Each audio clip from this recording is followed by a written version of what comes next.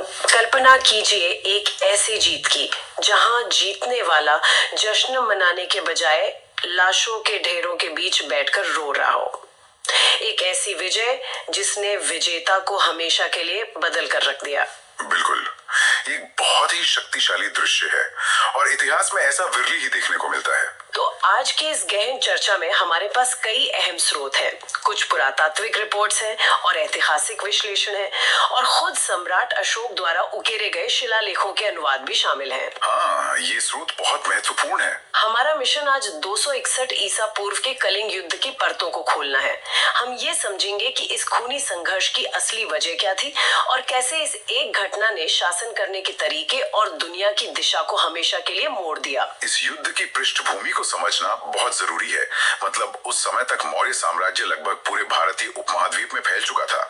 चंद्रगुप्त मौर्य और बिंदुसार के समय से ही उनका भारी दबदबा था। लेकिन कलिंग पूरी तरह से स्वतंत्र था। एकदम स्वतंत्र था।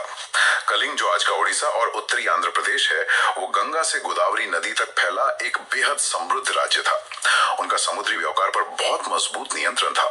तो ये कुछ ऐसा है जैसे कोई बहुत बड़ी मल्टीनेशनल कंपनी किसी मुनाफे वाले और आजाद स्टार्टअप का हॉस्टाइल टेकओवर करना चाह रही हो, और वो स्टार्टअप किसी भी कीमत पर बिकने को तैयार ही नहीं है। हाँ, ये तुलना एकदम सटीक है।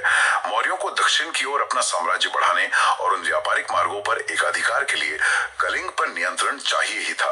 और कलिंग के झुकने से इनकार करने पर ये टेकओवर इतिहास के सबसे भयानक रक्तपात में बदल गया। बिल्कुल। लेकिन यहाँ एक बात मुझे समझ नहीं आती। प्राचीन काल में साम्राज्य विस्तार तो आम बात थी। अगर कलिंग सिर्फ एक व्यापारिक केंद्र था, तो आम नागरिक एक प्रशिक्षित मौर्य सेना के खिलाफ हथियार उठाकर मैदान में क्यों आ गए? क्योंकि कलिंग कोई आम राजशाही नहीं था। हमारे स्रोत बताते हैं कि वहाँ काफी हद तक एक गणतांत्रिक या ओलिगार की व्यवस्था थी। अच्छा। वहाँ के लोगों का अपनी जमीन और अपनी स्वतंत्रता से सीधा और व्यक्तिगत जुड़ाव था। वो किसी एक अत्याचारी राजा के लिए नहीं लड़ रहे थे। मतलब वो अपने खुद के अस्तित्व के लिए लड़ रहे थे। बिल्कुल। धौली पहाड़ियों और दया नदी के किनारे लड़े गए इस युद्ध में नागरिक और सैनिक के बीच का फर्क ही मिट गया था। और इसके नतीजे कितने भयानक थे, ये खुद अशोक के 13वें प्रमुख शिलालेख से पता चलता है। सही कहा। 1 लाख लोग युद्ध भूमि में मारे गए और 1.5 लाख लोगों को बंदी बनाकर निर्वासित कर दिया गया। कुल 2.5 लाख से ज्यादा लोग तबाह हो गए। कहा जाता है कि दया नदी का पानी खून से लाल हो गया था। ये आंकड़े आज भी सिहरन पैदा करते हैं। इस महाविनाश ने विजेता के मनोविज्ञान को पूरी तरह से तोड़ दिया।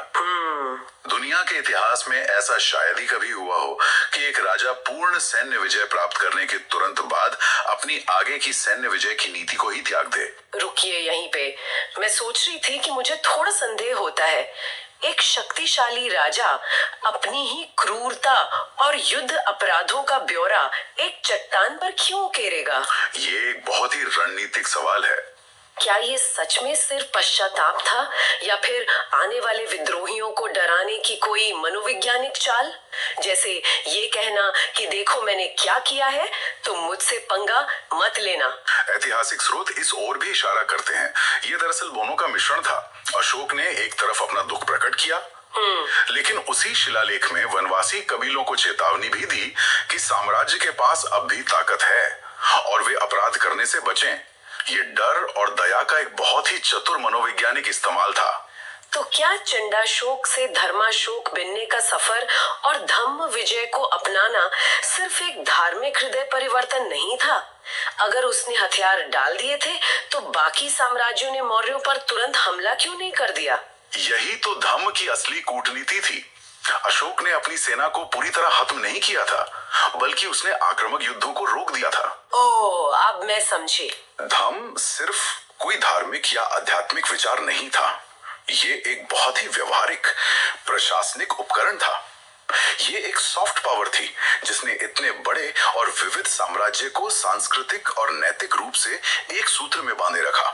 कलिंग को साम्राज्य का 5वां प्रांत बना दिया गया ना, जिसकी राजधानी तोशाली रखी गई। बिल्कुल, और वहाँ प्रजा कल्याण के नियम लागू किए गए। मतलब हथियारों के बल पर जो नियंत्रण मिलता है वो अस्थायी होता है, लेकिन विचारों और सहिष्णुता से जीता गया साम्राज्य पीढ़ियों तक टिकता है। सत्य वचन। इसी घटना के बाद अशोक ने बौद्ध धर्म को संरक्षण दिया और वो भारत की सीमाओं से निकलकर श्रीलंका और पूरे दक्षिण पूर्वी एशिया तक फैल गया। आज भी ओडिशा के धौली में उसी जगह पर हाथी की आकृति वाली चट्टान पर अशोक का वो शांति संदेश ज्यों का त्यों खड़ा है। हाँ, वो आज भी इतिहास की गवाही देता है। कलिंग युद्ध सिर्फ एक विनाशकारी अंत नहीं था, बल्कि एक नई शुरुआत थी। बिल्कुल सही। शुरुआत में हमने एक राजा की जिद और एक हिंसक टेक ओवर की बात की थी।